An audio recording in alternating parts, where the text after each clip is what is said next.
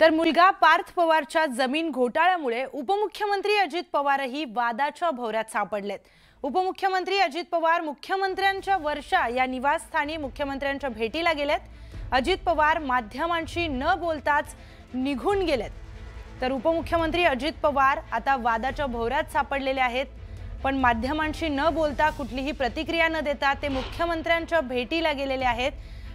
ही घटना जेव्हा माध्यमांमध्ये आली तेव्हा मुख्यमंत्र्यांनी देखील याची दखल घेतली आणि कारवाईचे निर्देश दिले। त्यानंतर धडाधड या कारवाया सुरू झाल्या, निलंबन झाली। त्यानंतर उपमुख्यमंत्री अजित पवार यांनी माध्यमांना प्रतिक्रिया दिली होती। ते समोर आले, ते माध्यमांशी बोलले आणि या सगळ्या प्रकरणामध्ये 2-3 महिन्याआधी मला हे माहिती पडलं तेव्हा मी कुठलीही गैरव्यवहार तुम्ही करू नका या प्रकरणाला मी नकार दिला आणि त्यानंतर हे सगळं प्रकरण मला ज्ञात नाहीये असं अजित पवार म्हणालेले होते। आपण बोलूयात आपल्या प्रतिनिधी सुस्मिता बदाणे यांच्याशी।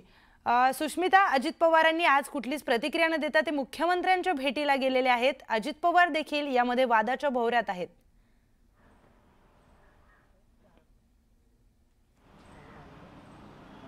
खरं तर अजित पवार यांच्या मुलावरती आणि त्यांच्या कंपनीवरती ज्या पद्धतीचे गंभीर आरोप या संपूर्ण जमीन खरेदी प्रकरणामध्ये झालेले आहेत, या संपूर्ण प्रकरणामध्ये कोणाचीही पाठराखण केली जाणार नाही, सखोल चौकशी केली जाईल अशी भूमिका सरकारने घेतलेली आहे। परंतु दुसरीकडे आपण जर बघितलं तर विरोधकांनी सरकारमध्ये जर अजित पवार सहभागी होतील तर कुठल्याही पद्धतीचा निकाल हा पूर्णपणे योग्य पद्धतीने लागणार नाही। त्यामध्ये सरकारी हस्तक्षेप असेलच, अजित पवार यांचा हस्तक्षेप असेलच, अशा पद्धतीच्या चर्चा आणि प्रतिक्रिया या दरम्यानच्या काळामध्ये येत होतात। आज आपण जर बघितलं तर वर्षा बंगल्यावरती भारतीय महिला क्रिकेटर्सची टीम ही येणार आहे आणि त्या निमित्तानं उपमुख्यमंत्री सुद्धा वर्षा बंगल्यावरती पोहोचलेले आहेत। त्यापूर्वी उपमुख्यमंत्री अजित पवार आणि देवेंद्र फडणवीस यांच्यामध्ये नेमकी काय चर्चा होते हे बघणं महत्त्वाचं आहे।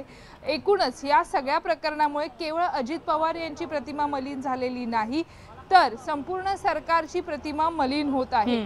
आगामी निवडणुका लक्षात घेता अशा पद्धतीची प्रकरणं सरकारची प्रतिमा मलिन करणारी आहेत आणि दुसरीकडे अजित पवार यांचा थेट पुत्र यामध्ये सहभागी असल्यामुळे ज्या पद्धतीने काल अजित पवारांनी जी प्रतिक्रिया दिली त्यात त्यांनी कबुली दिलेली होती, आज मात्र त्यांनी प्रतिक्रिया देणं टाळलेलं आहे। वेगवेगळ्या पद्धतीने राष्ट्रवादीचे नेते हे वेगवेगळ्या कारणांमुळे चर्चेत असताना आता थेट अजित पवार पार्थ पवार यांच्यावरती कारवाई होते का हे बघणं महत्त्वाचं आहे। तात्पुरत्या स्वरूपामध्ये निलंबनाची कारवाई ही तहसीलदारांवरती करण्यात आलेली आहे, परंतु ज्या पद्धतीचे धक्कादायक खुलासे दिवसागणिक समोर येत आहेत त्यातनं अजित पवार यांच्या अडचणीमध्ये वाढ होणार आहे आणि त्यामुळे